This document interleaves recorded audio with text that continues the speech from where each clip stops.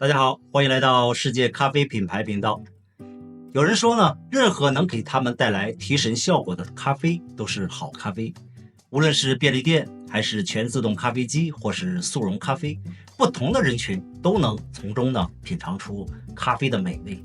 咖啡的魅力就在于，无论你是在家慢慢的冲泡，还是去星巴克点上一杯充满奶油的混合咖啡，咖啡呢都可以完美的适合任何人的需求。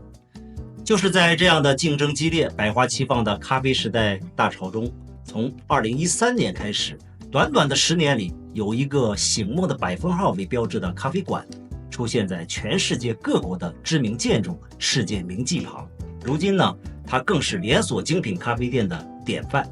这就是阿拉比卡。那么在咖啡行业竞争如此激烈的今天，阿拉比卡又是如何找到自己的位置，并快速地扩张到世界各地？今天就来聊聊这个100分号咖啡的故事。首先，让我们把时间退回到2011年3月11日的日本。这天是星期五，当地时间下午2点46分18秒，发生了东北地方太平洋近海地震，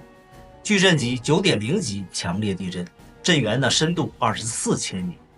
伴随而来的巨大的海啸以及余震呢，引发了大规模的灾害。正是这次灾难呢，让阿拉比卡的创始人肯尼斯·索吉对生活态度发生了巨大的改变。肯尼斯·索吉的日本名字为东海林克范，为了方便记忆，在接下来的节目里呢，我们都将称呼他为索吉。在大地震之前，索吉早已继承了家族的产业。1964年呢，他的祖父东海林胜则创办了亚洲混合有限公司，业务主要在胶板印刷材料的制造、销售及其他进出口业务。2005年，索吉成为了公司的新任 CEO。索吉的主要工作和生活呢都在东京，但他在福岛县还有一个小的海滨别墅，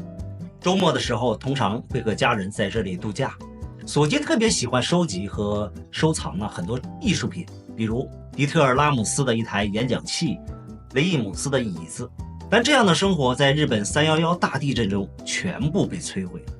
地震和海啸摧毁了他的度假别墅以及他所有的收藏品。索吉从小呢就有很多的海外经历，他的父母是世界语的积极推动者。世界语是波兰犹太人眼科医生蔡门霍夫在1887年创立的一种国际辅助语言。它不是用来代替世界上已经存在的语言，而是一种简单易学的用来促进世界文化交流，通过打破人类之间的语言束缚来倡导世界和平的手段。如今很多世界语的倡导者依然抱着这样的希望。索吉小时候每年都会跟着父母参加世界语大会。在旅行中呢，他对设计、建筑以及世界各国多元的文化产生了浓厚的兴趣。在索吉还在洛杉矶上大学的时候，星巴克应运而生，他成为了这个品牌的忠实粉丝。采访时他说，我每天都喝星巴克，后来环游世界时也会品尝各种咖啡探店，逐渐成为了咖啡和咖啡馆的专家。但那个时候呢，他从没有想过自己会进入到咖啡行业里。大地震呢，不仅摧毁了索吉的房子，而且最让他担忧的是呢，他的房子距离福岛核电站只有50公里。在政府和媒体反复告诉人们核电站是安全的时候，这更加加深了他的担忧。于是决定搬到香港甚至把家族的企业总部也搬到了香港。他说呢，这样还可以把业务扩展到东南亚国家。在香港工作期间，他觉得无法找到他理想满意的咖啡店，他甚至觉得或许咖啡就是他的下一个生意项目。2012年，他首先在夏威夷买了一个咖啡农场。进入咖啡行业对于索吉来说是一次大胆的决定，他想要一些特殊的东西，可以将阿拉比卡咖啡和其他的咖啡品牌区分开来。于是在开始咖啡项目前，他选择拥有一个咖啡农场。采访时他说，刚开始呢，他有一种强烈的冲动，因为缺乏咖啡行业的经验与人脉，想通过购买咖啡农场来实现快速深入到咖啡行业里。索吉经营了农场好几年，后来呢，因为疫情让他很难飞到夏威夷，所以在搬到巴厘岛后呢，他卖掉了咖啡农场。2013年，经过深思熟虑，他在香港的御景湾北广场呢，开设了第一家阿拉比卡咖啡馆，并且担任咖啡师。咖啡馆的外观和内部都是木质的，看起来温暖、谦虚、简约。在开业的初期，他受到了当地顾客的特别好评。然而，御景湾的夏天太安静了，许多员工因工作太无聊而辞职，这让索吉觉得在香港经营咖啡馆可能不是一个好的开始。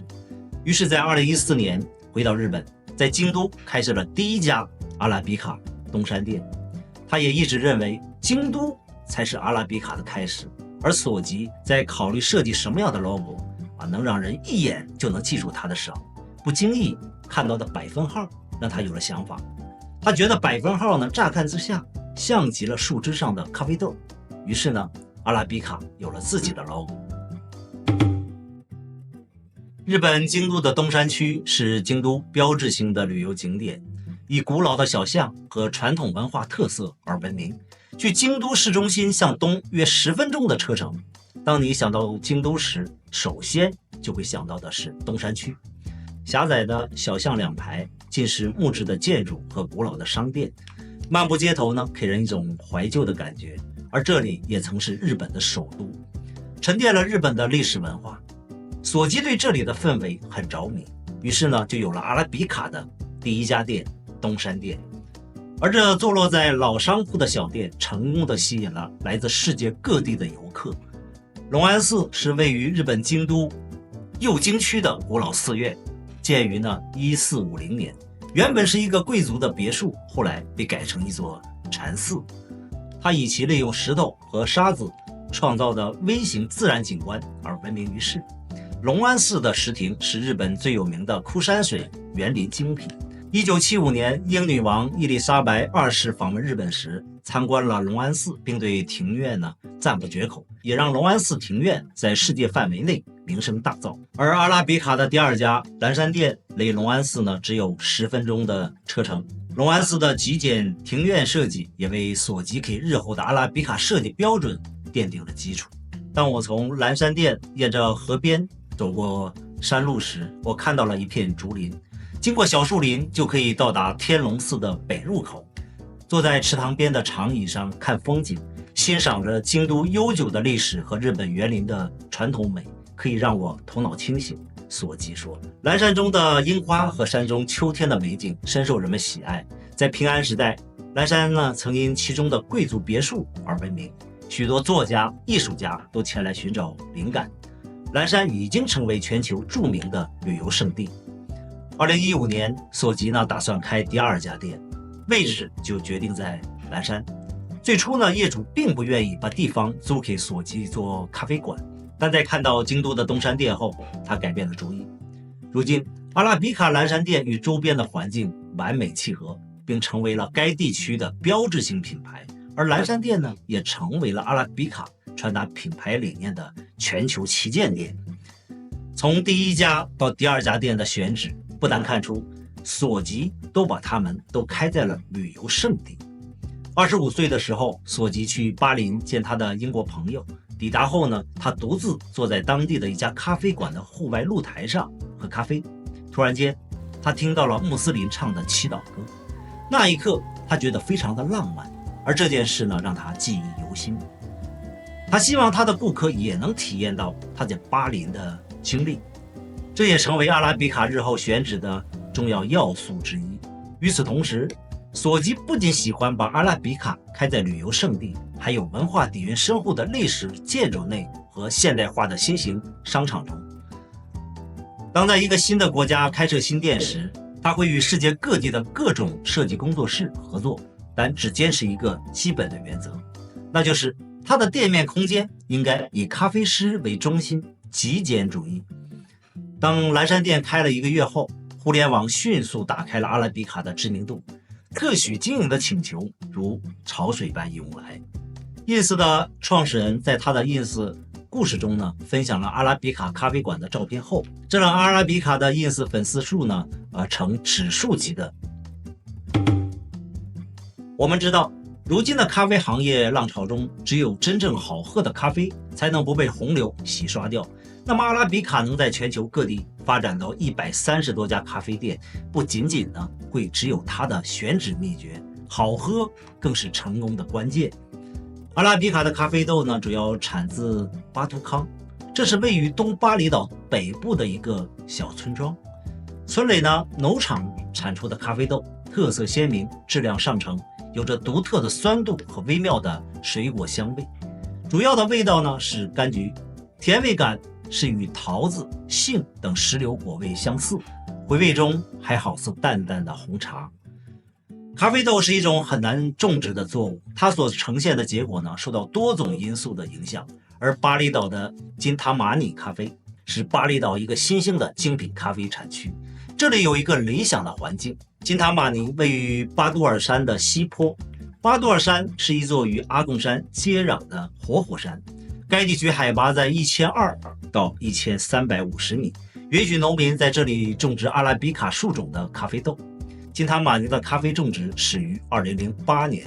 当地的咖啡豆很快就以该地区的名字命名，也是第一个带有印尼地理标志的农产品。这个地理标志以提醒人们要保护它们。瓦扬帕鲁姆是巴都卡昂的一名咖啡种植者，他已经在这里工作了15年了。他说呢，金塔马尼咖啡主要由一个名为苏巴克阿比安的传统农民组织的农民种植，而他们呢重视与上帝、他人和自然的关系。他们坚持有机耕种，不用化肥，并且呢在同一片土地上并排种植咖啡树和柑橘树。乍一看呢，这是一个非常简单的做法，但它又非常的科学。咖啡树需要阴影才能长得好，而高大的橘子树呢，能为咖啡树遮阴。在雨季，橘子树又可以保护咖啡树免受暴雨的袭击。也许正是他们的种植方法，让咖啡豆带来了与众不同的口感。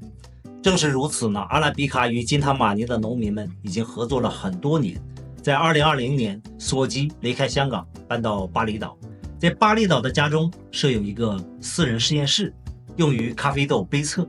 每天早上，在这个30平米的房间里，索吉和阿拉比卡的生豆买家路易斯进行杯测试验，以选择出新的咖啡豆在全球的阿拉比卡店铺中供应。有了好的豆子，能将咖啡豆变成美味的黄金液体，更是好喝咖啡中的关键。